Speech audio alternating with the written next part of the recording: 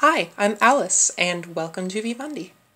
Today we're going to be talking about grade ratios and deck framework.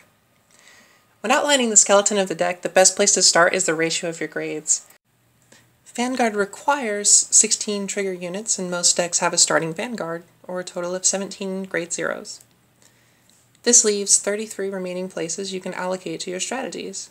Deciding a grade ratio can be difficult, and it can depend slightly on your strategy, but should never be too far from the optimal. If it is, you'll misride more often than an optimal deck, which can easily mean a game loss, and I think we've all been there. If you want to find the optimal grade ratio, there are a few ways to go about it. One that Tanacho tried was a brute force method of calculating the probabilities for essentially all of them. My own way was to start with some logical propositions, which helps narrow down which ratios are acceptable candidates. Since we know there are 33 cards to allocate, let's assume we start with an equal number of each, a ratio of 11, 11, 11. This would reflect the optimal ratio for independent probability, something like casting dice. However, decks don't work like dice.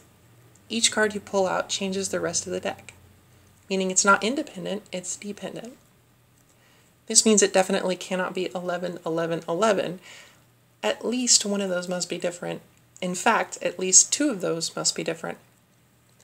The reason for this is because each grade type can wait a little longer before it has to be ridden. A grade 2 gets 1 extra turn, a grade 3 gets 2 extra turns. Given this, what you want is to find the value of drawing cards for 1 turn as it relates to the change in probability. Another useful proposition is that it must necessarily go in descending order. There must be more 1s than 2s, and more 2s than 3s. This is because you ride them in ascending order. Next, we also know that none of the numbers can be the same. This is the same as the reasons from before, why we can't have 11, 11, 11. They must descend in copies, due to the turn count ascending. This leaves a few candidate ratios left over, which are far easier to test. Your final proposition should be, the probability of writing a given grade should be as close to the probability of writing any other grade as possible. The probability of writing a grade 1 should be as close to the probability of writing a grade 2, which should be as close to the probability of writing a grade 3. While the numbers shouldn't be the same, the chance should be. This is because if any one of them is lower or higher than the others, then the total chance is less overall. Once you do your tests, you find that the optimal solution is 13, 11, 9. We now know that a turn for writing is worth 2 copies. A really close candidate is the really popular 14, 11, 8. But why 13, 11, 9? Well, remember, this was just the premise for having an optimal ride. This isn't necessarily what your deck will use.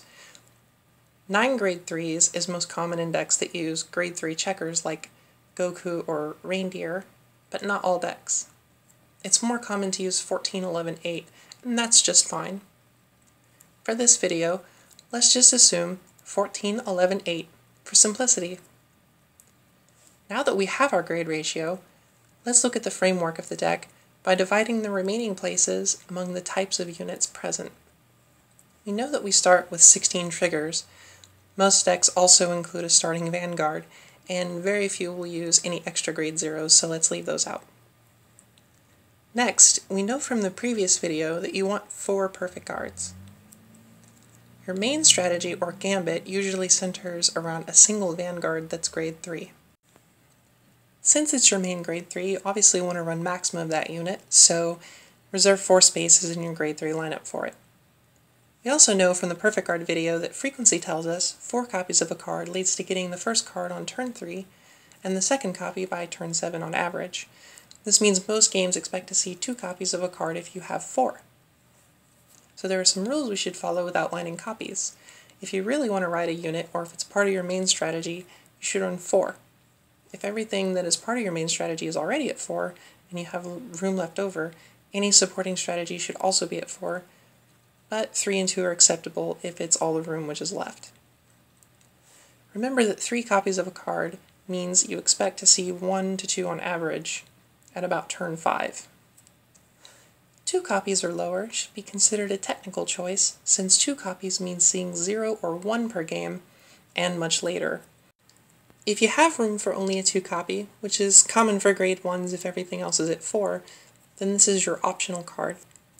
These are great for Vanguard boosters, units that have low power and can get you into trouble at high numbers, or units that are just gravy on top. Most decks that follow a well-defined strategy will be in the following manner: a 14-11-8 grade ratio with 16 triggers, 1 starting Vanguard, 4 perfect cards, and the rest of the grade ones sectioned by 4s and finally a 2. Then the grade 2s will have 2 groups of 4 and a group of 3, and then the grade 3s will have 2 groups of 4 as well.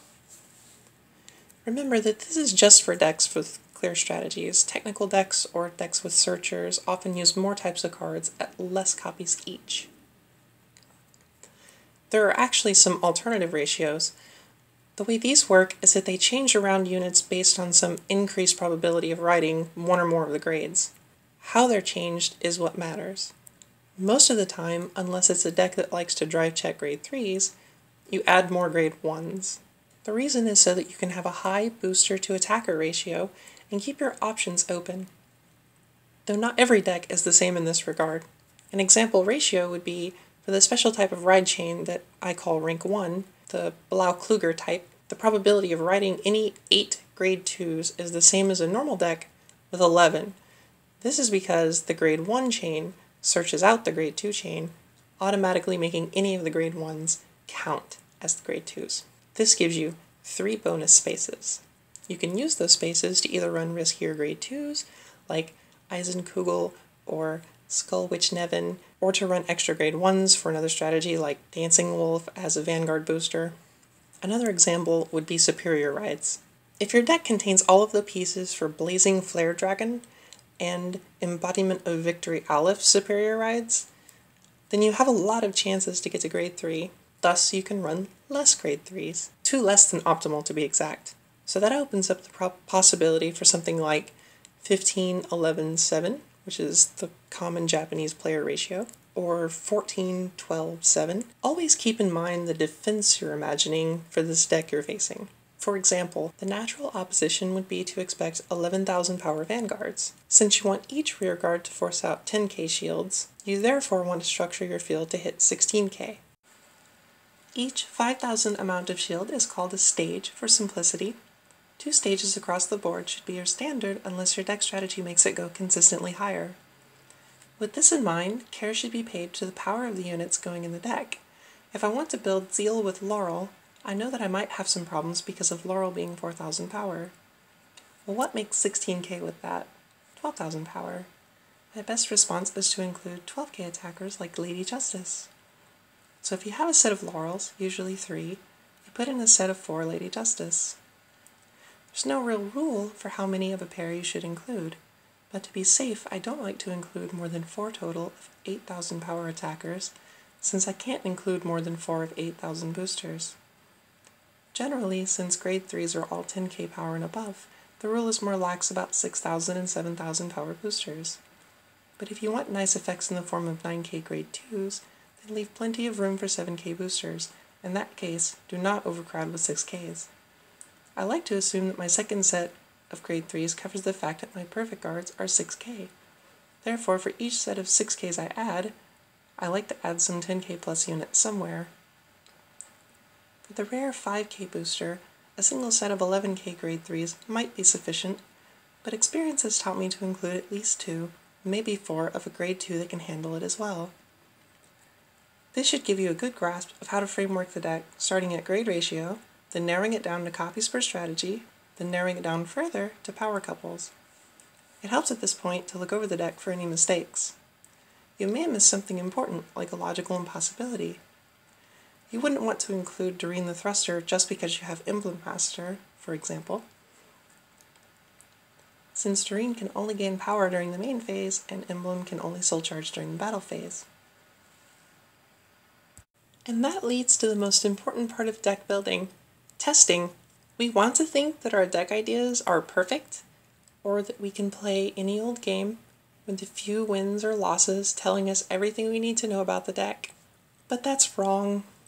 That is not how testing works. You need a large sample size if you want a low margin of error. Around 128 to 200 games will be a really low error margin.